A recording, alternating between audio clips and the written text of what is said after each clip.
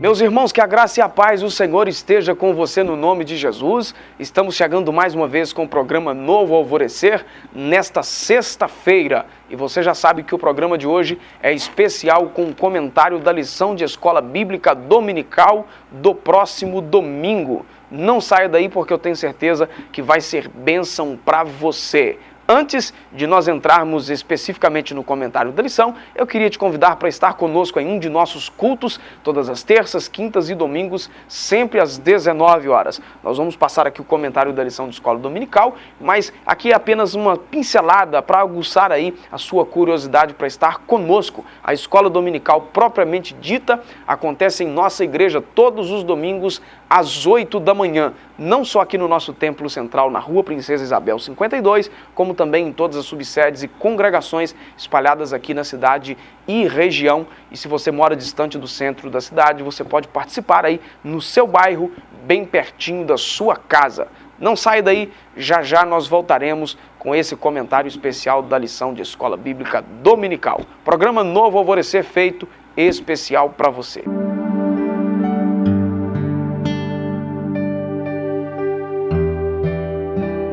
De volta com o programa Novo Alvorecer, e você já sabe que o programa de hoje será o comentário da lição de Escola Bíblica Dominical deste próximo domingo. Comigo aqui hoje, pastor Adriano. Pai do Senhor, pastor, bem-vindo. Pai do Senhor, pastor Adilson. De volta ao programa Novo Alvorecer. Obrigado. Tirou uns dias aí de férias, depois uma viagem de compromisso missionário, vamos colocar assim. Verdade. Bacana, que sirva de exemplo aí as suas férias para tantos pastores. Né? Verdade. Tem uma turma por aí. Isso, tem uma turma aí que não gosta de descansar, não gosta de tirar férias, e isso acaba sendo prejudicial, né? Não é vantagem. Verdade. Né? Hoje nós estamos aqui na falta do pastor Saulo. Outro dia era só a falta, agora a falta do pastor Saulo devido a um compromisso, mas nós vamos continuar aqui o programa, tá certo? A lição de hoje é a lição de número 7, que será ministrada neste próximo domingo, dia 14 de fevereiro de 2016, um tema importantíssimo, as bodas do Cordeiro. Foi separado o texto como texto áureo, Apocalipse capítulo 19, versículo 9, e disse-me, escreve, bem-aventurados aqueles que são chamados à ceia das bodas do Cordeiro. E disse-me, estas são as verdadeiras palavras de Deus. A verdade prática, nas bodas do Cordeiro, todos os salvos em Cristo Jesus estarão reunidos e viverão para sempre com o Senhor. Glória a Deus por isso, né? Foi separado o texto para leitura bíblica em classe, Mateus capítulo 22, do versículo 1 até o versículo 14. Você que está aí na sua casa nos acompanhando, que não tem a revista de escola dominical, você pode abrir a sua Bíblia aí. Mateus capítulo 22, do versículo 1 até o versículo 14, é o texto baseado na lição de hoje, que é um tema que o senhor gosta, pastor Adriano, escatologia. Gosto, apesar de complexo, mas eu gosto bastante, do assunto, e apesar que alguns ficam um pouquinho com medo devido aos livros, como o de Daniel, que são livros que falam sobre o assunto da escatologia, o Apocalipse, muito símbolo, muita figura, e às vezes as pessoas ficam um pouco... Que dá linha de interpretação diferente. Linhas de interpretação teológicas, muitos pensamentos diferentes, mas nós temos um padrão, a Assembleia de Deus tem uma linha escatológica, uma linha teológica, e é um assunto gostoso da gente estudar, principalmente quando se trata do futuro da igreja, A lição de hoje vai falar sobre as bodas, que na verdade é a festa de casamento entre Cristo e a igreja. Vai ser a recepção da noiva de Cristo no céu. Calorosa, né? Aí a introdução, o comentarista vai colocar algumas frases aí. Nós, obviamente, aqui a gente fala o que a gente achou de mais interessante, mais importante na colocação do autor. E ele coloca que após galardoar os seus servos fiéis, que foi o que nós passamos na lição anterior, aí no seu tribunal, Jesus conduzirá a igreja às mansões celestiais, onde será servida a grande ceia do Senhor. O que o senhor entende dessa questão da grande ceia do Senhor? Porque tem muita gente que até brinca, né, nesse momento de comida aí e tal, que tem um provérbio aí que eu não sei se é justo ou se é injusto, que crente come demais, na expectativa de que talvez o céu não tenha o que comer, mas pelo que a gente entende não é bem isso, né, pastor? Qual que é a visão do senhor a respeito disso aí? Olha, a questão da ceia, né, apesar das várias linguagens figuradas do Apocalipse, né, da escatologia, não tem como a gente fugir de que essa ceia não seja uma ceia literal. Até porque, né, muitos, né, pregadores, muitos teólogos, eles afirmam categoricamente que realmente assentaremos à mesa e nos alimentaremos. Assentar para comer, né? Para comer, né? O próprio Cristo, o próprio Jesus, ele falou, né, que assentar-se-ão à mesa com Jacó, com Abraão, né? Então, será realmente uma festa com comes e bebes. Aí vale a pena destacar aqui que essa participação no que comer e que beber, não por necessidade mais, como nós temos hoje, né? Exatamente. Se nós ficarmos sem comer, obviamente você vai entrar né, numa fase de degradação e vai morrer de fome. Né? No céu não, até porque o corpo que Jesus ressuscitou, a Bíblia diz que nós, né, seremos transformados. Quem morreu, porque eu não quero morrer antes de Jesus voltar, vai receber um corpo transformado. Eu estou contigo. Tá, né? E aí, esse corpo será semelhante ao de Cristo. E Cristo se alimentou depois da ressurreição, junto com os discípulos e tal. A gente conhece tudo isso. Né? Então, aqui a gente entende que será uma alimentação por prazer. Por prazer, né? E não por necessidade. Exatamente. Até porque os nossos corpos já não têm mais essas necessidades físicas, né, ou fisiológicas que nós temos hoje. Aí o primeiro tópico que foi separado aí pelo autor, aí vai começar a desenvolver o comentário, então, a respeito da bodas do Cordeiro. Aí as bodas é o tema do primeiro tópico, as bodas do Cordeiro. Aí foi colocado aí 3 subtópicos. O primeiro é o que será. Aí para a gente começar já a explicar já o que é então as bodas do Cordeiro. Aí será o encontro glorioso já nos céus entre Cristo e a sua igreja amada. Aquilo que o senhor falou aí bem no comecinho aí, né? Que é figurado pela Bíblia aí, uma linguagem figurada de um casamento. Casamento. Né? Um encontro do noivo com a sua noiva. E o autor até colocou aqui, né, para a gente destacar aqui uma frase, que os chamados casamentos do século, porque nós temos aí casamento de famosos aí que são taxados pela mídia, né, o casamento do século. Você vê aquele casamento do príncipe, né? Do príncipe, né, ali na Inglaterra. Nem estes casamentos, chamados casamento do século, por mais alta que seja aí a posição social dessas pessoas, poderá se comparar ao casamento de Cristo com a noiva, com a igreja, né, ou as bodas do Cordeiro. Será algo que a nossa mente não consegue calcular a grandeza disso, né? Digerir, né, numa visão humana. Por maior que nós venhamos imaginar uma festividade, um evento, não poderá ser comparado a esta festa de recepção da igreja no céu. Coisa impressionante, né? Aí o comentarista coloca mais além, ainda nesse o que será, que é o primeiro subtópico, na visão do Apocalipse, João teve o privilégio de registrar o anúncio do grande acontecimento que marcará para sempre a união entre Cristo e a sua igreja. Aquilo que o senhor está falando aí, que é algo sem precedentes. Sem precedentes, né? Foi o que ele disse e o que está registrado aqui no textuário, né? Bem-aventurado aqueles que são chamados às bodas do Cordeiro. Então, é algo maravilhoso. O segundo subtópico é quem poderá participar dessas bodas. Então, só frisando aqui, as bodas, na verdade, é o encontro glorioso entre Cristo e a sua igreja. Quem vai poder participar disso? Ele mesmo coloca aí embaixo, todos os salvos em Cristo Jesus. Aí, assim, né, como vocês, né, o pastor Saulo e vocês comentaram na lição passada a respeito do tribunal, quem participará do tribunal? Os salvos, somente os salvos. O tribunal ele não será um julgamento para perdição. Para saber se vai ser salvo ou se vai ser condenado. Será um julgamento para galardoar, para receber prêmio, recompensa. Então as bodas também. Quem participará das bodas? Os salvos. Os aqueles mesmos que foram participaram do tribunal. galardoados, que receberam a sua recompensa, agora eles participarão da festa, né, da recepção no céu. Uhum.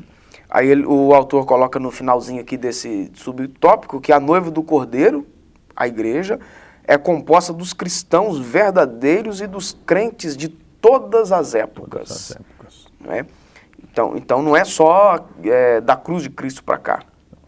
Inclusive, aqueles que morreram na esperança, né, da vinda do Messias estarão presentes na ocasião também nessa festividade. Uhum. Porque o sacrifício de Cristo é universal e eterno. Ao mesmo tempo que ele atingiu o presente, ele atingiu o futuro e atingiu o passado também. Essa linha aí de que vai ser só para a cruz de Cristo para cá é uma linha um pouco confusa, né? Essa é a beleza da palavra eternidade, né? Da eternidade quer dizer que é tanto futuro quanto passado. Uhum. Ela abrange, né, todos os tempos. Isso. Então, isso assim, a gente falando numa visão nossa, né?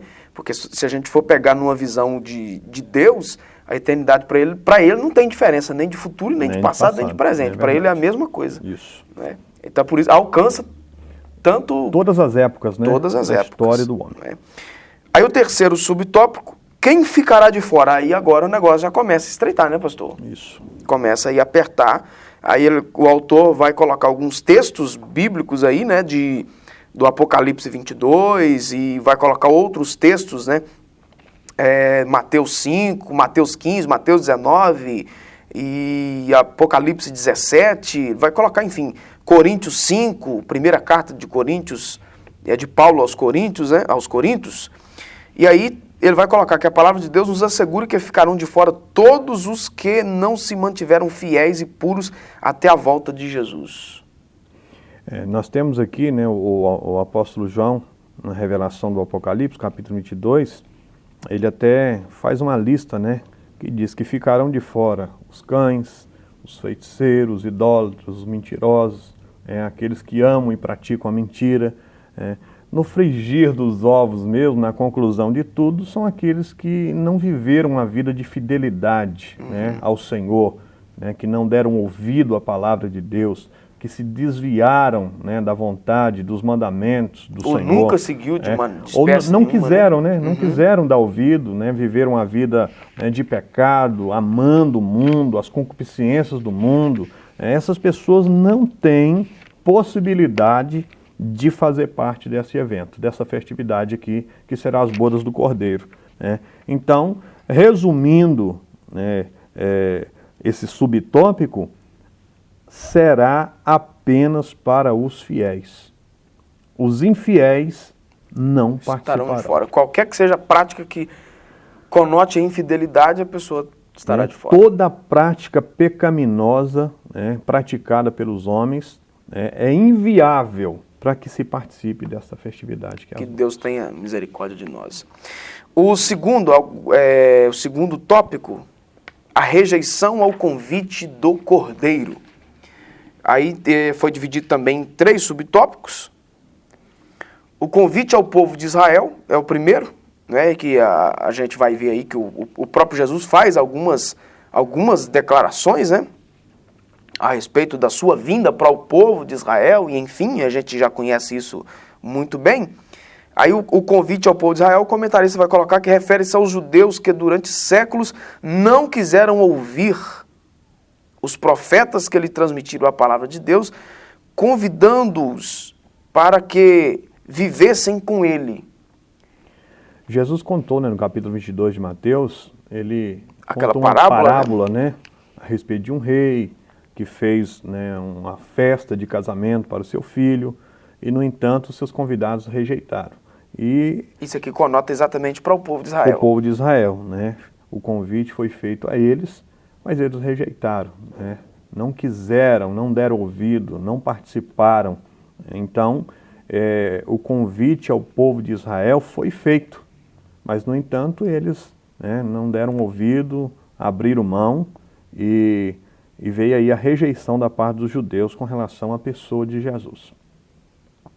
Interessante. Isso aí porque a gente vê a questão do povo de Israel aí com a religiosidade e tal, mas o foco mesmo principal, eles não tiveram, né, que era o Cristo. E até no próprio Antigo Testamento, né, eles, com relação às ordenanças de Deus, você vai ver que no capítulo 28 do livro de Deuteronômio, o Senhor chama Moisés e fala: Moisés, diga ao povo que se eles derem ouvido à minha voz e guardarem os meus mandamentos que eu tenho ordenado, todas as bênçãos que eu tenho virão sobre eles e vão alcançar eles. Mas Israel, no Antigo Testamento, nós vamos ver que eles, por várias vezes, rejeitaram a Deus, abriram mão das promessas de Deus e foram diante de outros ídolos. Perdeu o foco, né? E acabou culminando na rejeição do próprio Cristo. Então o convite foi feito, mas eles rejeitaram, de livre e espontânea vontade, o convite que foi feito. Aí o segundo subtópico é a tragédia dos que rejeitaram a Deus. Aí você vai ver logo a consequência aí, né? Já que o assunto do tópico é rejeição ao convite do Cordeiro. Israel rejeitou, aí veio as tragédias. E o comentarista vai destacar algumas dessas aí, dizendo aqui que por rejeitarem a Deus e ao seu filho, os judeus vêm sofrendo ao longo dos tempos. E isso é uma verdade, né? Já nessa época contemporânea, né? Como dizer, nem eu nem o senhor estava nessa época, mas assim, é bem próximo de nós, né? O massacre dos judeus pelos nazistas, né? E tantas outras coisas. Antes disso, né? A destruição de Jerusalém, e cativeiro assírio, lá no Antigo Testamento ainda, né, o cativeiro e tal, enfim. Até hoje Israel como um todo sofre por não reconhecer a Jesus como Messias. A gente vê toda essa, né, essa dificuldade que Israel vive muitas vezes. A gente pode olhar assim numa visão global. Todas as nações vivem aí os seus complexos, né? Mas Israel tem um quê de Deus, né? A mais, né? Exatamente, porque afinal de contas é uma nação escolhida por Deus, mas ao mesmo tempo não corresponde a esse amor, né, essa escolha. É igual você falou, né? Nós vamos ver que todos os países, eles têm as suas dificuldades, né? Têm as suas crises, mas você vai ver que vira e mexe. Alguém quer atacar Israel, alguém persegue Israel, Eles não é aquela nação, né, que estão tranquilos, sempre estão sob ameaça, sempre estão sob combate, e a gente vai ver que tudo isso é consequência. Eu aprendi uma frase, pastor Adilson, que me chama muita atenção e eu gostaria de citar ela aos nossos telespectadores, baseado nisso aqui, isso serve para as nossas vidas. Nós somos livres para fazer as nossas escolhas, mas não somos livres para escolher as consequências. E foi o que Israel fez. Eles tiveram as escolhas deles. Deixaram o Senhor, rejeitaram o Messias, mas, no entanto, as consequências vieram. E que isso sirva de lição para nós. Nós, a igreja, você tem livre-arbítrio. Nós temos livre-arbítrio para fazer as nossas escolhas. Agora, que venhamos ter cuidado, porque toda escolha traz consigo a sua consequência. E essas consequências nós não somos livres para escolher, não. Elas vêm. O que vai ser, o que não vai ser, exatamente. Não tem jeito, né? E interessante essa questão de Israel, que eu via um pedacinho de uma fala de um líder islâmico radical, ele falando o seguinte, falando assim, talvez vocês pensem, e se todo judeu se convertesse ao islamismo, nós deixaríamos de atacar Israel? Eu falei, não, porque eles são amaldiçoados. Então, ou seja, mesmo se todo judeu falar, a partir de hoje nós vamos ser muçulmano, mesmo assim, os muçulmanos ainda querem atacar Israel, ainda, aqueles de linhagem radical. Então você vê que realmente tem sempre esse ódio aí impregnado no coração de muitas nações, de organizações aí, terroristas, enfim, para querer destruir Israel. E aí o terceiro subtópico é o rei convida a todos. Que aí acabou sendo, já que eles não aceitaram, A nossa o convite, oportunidade, a né? nossa oportunidade entra. Aí fica aquela dúvida na cabeça de algumas pessoas, né? E se Israel aceita, como é que ficaria os gentios, né, que são os não-judeus nisso tudo? Estaremos perdidos? Estaríamos perdidos? Eu penso que Deus, na sua onisciência, ele sabia de tudo que iria acontecer caso Israel aceitasse, Deus já tinha um projeto para... Do mesmo jeito que a gente vê no Antigo Testamento, que os gentios se curvaram, algumas pessoas, né, se curvaram diante de Deus e tal, e foram recebidos no povo como sendo povo de Deus, seria também a salvação. Porque para Deus, como Paulo vai dizer, não tem judeu, não tem grego, não tem nada disso. Para Deus é todo mundo, é a mesma coisa, à medida que busque Ele, né? No livro de Jó, já bem no finalzinho do livro, Jó ele cita, né, que nenhum dos planos de Deus podem ser frustrados. Então, né, se nós pensarmos por este lado, se Israel aceitasse, tivesse abraçado a causa, pode ter certeza que Deus teria um outro meio para poder fazer a salvação chegar até a nós. Né? Agora, como ele tem alguns atributos, como a presciência que você falou, e já sabia, então esse foi o caminho. Esse foi a rota. Eles rejeitaram o Messias, mas a Bíblia, né, nos afirma que foi aberto então a oportunidade para os gentios. E nós abraçamos ela. Glória a Deus. Aí o convite é para todos, que é o assunto do terceiro subtópico, aí coloca que, no entanto, nas bodas do Cordeiro, todos os que rejeitarem o convite de Jesus serão excluídos eternamente da presença e da comunhão do Filho de Deus. Então, ou seja, o convite é para todos, mas só fará parte, como a gente já afirmou aqui, aqueles que aceitarem esse convite. Então, só frisando aqui que o convite não é só para Israel, não é para uma nação específica, o convite é para todos os povos. Aliás, a própria Bíblia vai afirmar que é desejo de Deus que todos se salvem. O próprio Cristo falou, né? Jesus falou, né? Todos quanto o aceitarem, ou seja, aceitar a Jesus como Salvador, são chamados filhos de Deus. Então nós não somos adeptos daquela teologia, né, da predestinação, apenas alguns serão salvos, outros já nasceram para a condenação. Eu creio na predestinação, porém em Cristo. Em Cristo nós somos predestinados. Agora a salvação, na minha maneira de ver, na nossa linha teológica, nossa linha teológica, é para todos. Jesus não morreu para um grupo específico, ele morreu para todos. A diferença está em aceitá-lo. Alguma coisa mais a acrescentar aí? Nós vamos para o terceiro tópico. A noiva do Cordeiro, que aí agora aqui vai falar da igreja. O contexto que nós estamos inseridos nele. Nós vamos adiantar aqui rapidinho, porque o nosso tempo já está se esgotando.